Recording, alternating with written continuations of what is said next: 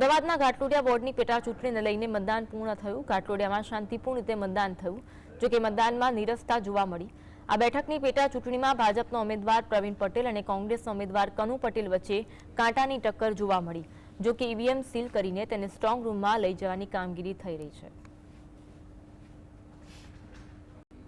કોર્પોરેશનની જે પેટા ચૂંટણી યોજાઈ હતી તેનું મતદાન છે તે અત્યારે હાલ જે 6 વાગે છે અને પૂર્ણ થયું છે। તેને જ લઈને જે ચૂંટણીની કામની અંદર જોડાયેલા જે કર્મચારીઓ છે તે લોકો અત્યારે હાલ જે મતપેટી છે તે મતપેટી સીલ કરવાની કામગીરી છે તે કરવામાં આવી રહી છે। તે પ્રમાણે જોઈ રહ્યા છો તે પ્રમાણે મીણબત્તી પણ સળગાવી દેવામાં આવી છે, લાકડે પણ ગરમ કરવામાં આવશે। ત્યારબાદ જે મતપેટી છે તે સીલ કરવામાં આવશે। જે પ્રમાણે બેલેટ નીકળેલા હોય છે તે બેલેટના જે કાઉન્ટિંગ હોય છે તે કાઉન્ટિંગ અત્યારે હાલ કરવામાં આવી રહ્યું છે। ત્યારબાદ જે મતકુટીર છે તેને સીલ કરવામાં આવશે। એટલે કે કહી શકાય કે સરેરાશ મતદાન જે છે તે ઘાટલોડિયા કોર્પોરેશનની જે પેટા ચૂંટણી હતી તેની અંદર 25 થી 38% જેટલું સરેરાશ મતદાન છે તે થયેલું જોવા મળી રહ્યું છે। એટલે જ કહી શકાય કે 18 તારીખના રોજ 18 ફેબ્રુઆરીના રોજ જે મતપેટી ખુલશે ત્યારબાદ જ ખબર પડશે કે કયા પક્ષના નેતાનો વિજય થાય છે। એટલે કે અત્યારે હાલ જે મતદાન પ્રક્રિયા પૂર્ણ થતાની સાથે જ જે બેલેટ યુનિટ છે તેને અત્યારે હાલ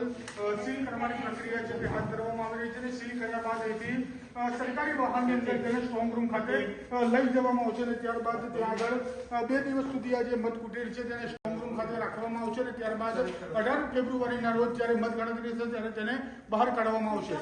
ધવલ બારોટ સાથે ભીખાભાઈ વ્યાસ, GS।